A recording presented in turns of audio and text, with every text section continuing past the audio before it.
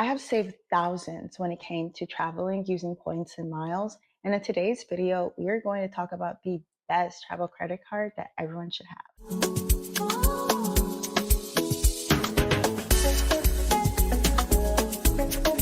Hi, welcome to my channel. If you're new here, my name is Mary, and I share smarter ways to travel, eat, all while navigating life in my late 20s. My goal for this channel is to make life a little easier, a little healthier, and a lot more intentional. So if you're into that, go ahead and hit subscribe, and let's get right into the video.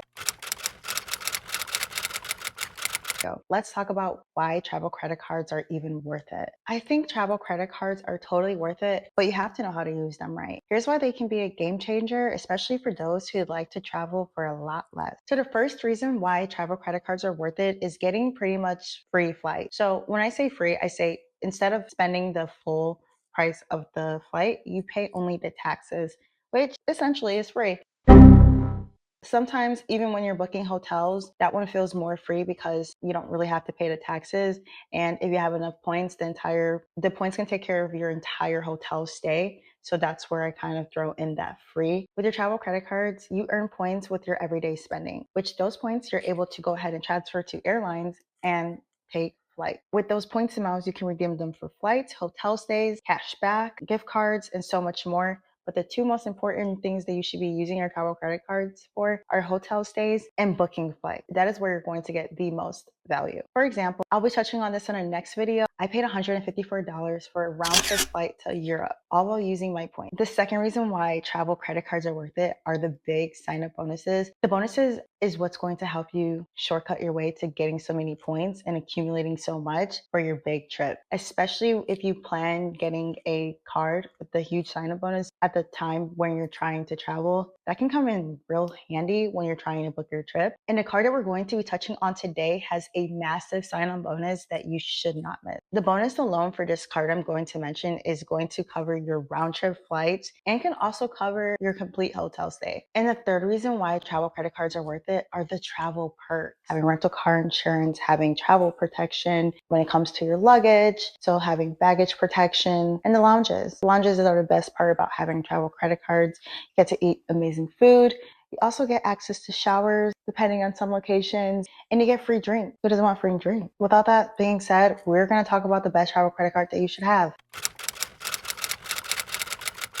So the best travel credit card you should have is a Chase Sapphire Preferred. The Chase Sapphire Preferred is, in my opinion, one of the best travel credit cards to start off with. It's the most affordable annual fee, and it has a lot of perks. And especially now more than ever, the reason why I think you should get this card is because of the massive sign-up bonus of 100,000 points. 100,000 points is enough for almost getting a first class flight depending on the airline. Sometimes first class reward flights start at 50,000 points depending on what airline you're flying with and what destination you're flying to. There's so many things that go into place, but the fact that you have 100,000 bonus points to start off with your first travel credit card is such a huge amount. And there's so many options that you'll have with it. I can do a separate video outlining all the things that you can do with your 100,000 points. I usually use my fiance's card, but I had to go ahead and get my own because that bonus is too good to pass up. When we signed up for the card years ago, we signed up and it had a 60,000 bonus point. It had a 60,000 bonus points, had the $95 fee waived the first year. For this time, with the Chase Sapphire Preferred, the $95 fee is not is going to be charged the first year. It's no longer able to get waived for the first year.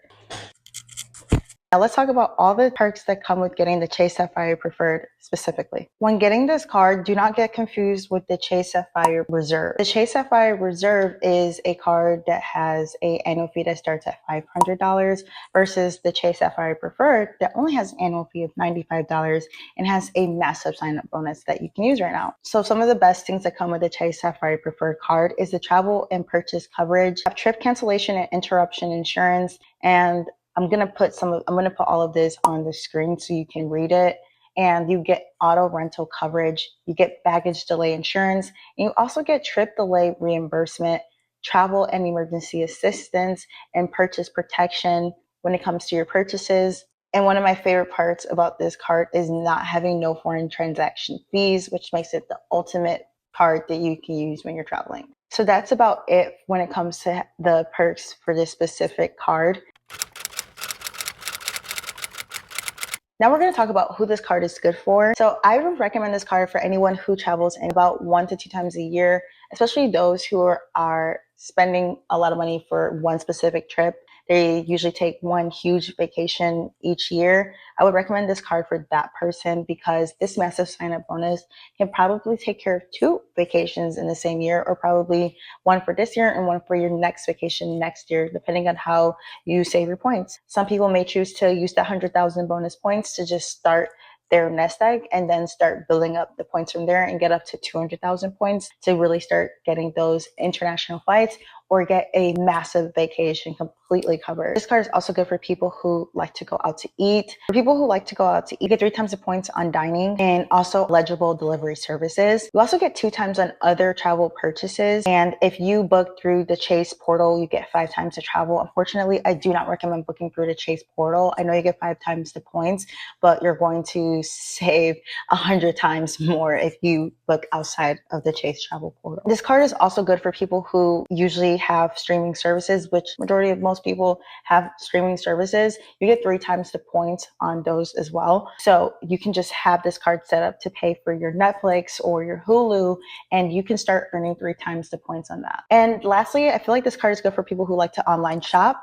If something ever happened with your purchase, if you receive something that wasn't like what it was described and they're giving a hard time when it comes to returning, you do have purchase protection. You can file a claim and you can get reimbursed for the item that you paid money for if something is indeed wrong with the item after they investigate. Lastly, this card is good for people who are new to travel credit card points. If you've never used travel credit card points to travel before, this is the best card that will help you get started. I'm actually jealous for those newbies that get to start off with 100,000 bonus points, like for their first travel with miles and points experience. This is the best time to get it, especially because $95 for 100,000 points is actually mad. That is actually crazy. So here are some details that you should make sure you know before you apply for this credit card. We're going to want to make sure you check your credit score. I'm going to go ahead and put the range that you should have over here. Before getting this card, make sure you set up a plan on how you're going to meet the minimum spend. The minimum spend for this card is $5,000. Here are a few ideas that you can use to help meet your minimum spend. An example plan that you can use to help meet the minimum spend, in this case, the $5,000, is paying your rent. That's simply what we're doing. And there's a few things that we're paying for our mini wedding that we're having, and we already hit the minimum spend just like that. And the rest is taken care of with other purchases that we already plan to make. But you just want to make sure you time everything with when the statement closes, so you're able to pay off those balances before the statement closes with anything on there. Or if you want to show a little bit that you spent on your credit card and you want a little bit to show up on your statement, you don't have to pay the full balance off right away. You can just go ahead and pay off a little bit and let a little bit carry over to post on your statement. And another way is asking around family, your friends and family, if there's any big purchases that they have coming up, and if you can use your credit card to pay for them, and then they pay you back. My least favorite way to do this, but if you absolutely have no other things to pay for, that's another way that you can hit the minimum spend. If anyone else has other ideas on how you can hit the minimum spend, go ahead and leave them down in the comments below so we can help anyone else looking for different ideas on how to meet that minimum spend. Hate to say this, but I think you want to make sure you keep in mind before getting this card is to have something lined up and ready to go that you need to purchase, because you don't want to just outright spend $5,000 if that's not your regular spending already, because what you don't want is to put $5,000 on this credit card all at once and then have to pay interest on top of that. And that would defeat the purpose with getting the card and getting the massive sign-on bonus anyway. So I definitely recommend that you time getting this card with a big purchase. We just so happen to get engaged this year and want to, immediately have some sort of wedding after. So that was why we had so many purchases that were lined up and ready to go with getting this travel credit card. So I just want to talk about my experience with having this travel credit card the first time. So the first time around when I had this travel credit card, when I was just an authorized user on it, we used this card to travel to Europe, round trip for $154 each person. And it was absolutely amazing to not have to pay for my flights. That was like my first real taste of paying for flight using points and miles. You have so much flexibility when it comes to choosing the times you want for your flights, which in most cases, when you're buying the flight directly from the airline, each time that you want may have like an increase to the ticket price. Whereas when you're buying with points, you have more options available to you. Or sometimes it's the other way around, and you only have one option available to you based on their reward availability. Some mistakes to avoid: we ended up getting too many credit cards all at once,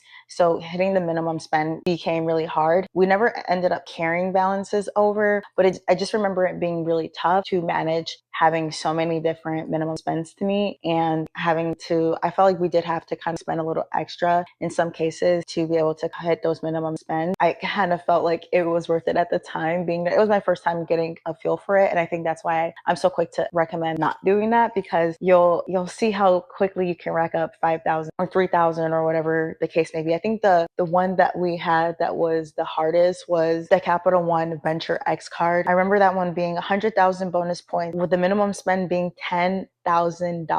Yeah, that one was very hard. That was very hard to meet. I think it gave you like 6 months though to meet it. I don't remember. It's hazy, but I remember us getting that card, and that was the hardest to me. I'd say that was my first little taste with using travel credit card points. It was really easy, especially learning that I shouldn't book in within the portal. They make it really easy to book within a portal. You already see your credit cards in the Chase app. So they encourage you to just stay there and book it, but we're not going to do that. We're going to take the points and we're going to end up transferring it to different airline partners. And this is going to help you save and also get the biggest bang for your points and your miles. Now, just to wrap up, let's do a recap on things that we touched on in this video. So we touched on why travel credit cards are worth it. We also revealed the best travel credit card that you should have. We also talked about who this credit card is good for, what to know before you apply, my personal experience and my tips. In the next video, I'm going to be sharing how I'm going to Bali for only $400. So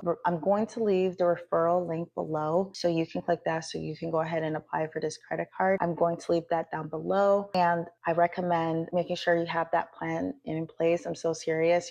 I know we talk about the fun parts about having a travel credit card. There's also a dark side to having travel credit cards, with having a lot of them or not having a plan and just spending recklessly to hit the minimum spend, not being able to pay it back, and then having to pay interest, which definitely ruins the point of like having the points in the first place if you're overrun with paying interest. So just to make sure we avoid that, let's make sure we have a plan in place, and go ahead and leave in the comments below where you're going to with your 100,000 points. I'm going to see you guys in the next video. Bye.